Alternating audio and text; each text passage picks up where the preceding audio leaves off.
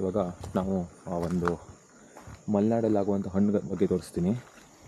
ಇದೇ ಹಣ್ಣು, ನಾವು ಇದಕ್ಕೆ ದಾಸವಾಳ ಹಣ್ಣು ಅಂತ ಹೇಳ್ತೀವಿ. ನಿಮ್ಮ ಕಡೆ ಲೋಕಲಲ್ಲಿ ಏನು ಹೇಳ್ತಾರೆ ಅಂತ ಗೊತ್ತಿಲ್ಲ.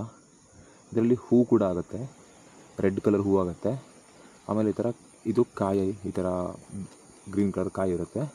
ಆಮೇಲೆ ಇದು ಹಣ್ಣಾಗುತ್ತೆ, ಆಯಿತಾ. ಇದನ್ನು ತಿನ್ಬೋದು. ಇದು ಲೈಕ್ 2-3 ಇದೆ ಅಷ್ಟೇ. ಮಳೆಗಾಲದಲ್ಲಿ ಸ್ವಲ್ಪ ಕಡಿಮೆ ಆಗುತ್ತೆ ಇದು.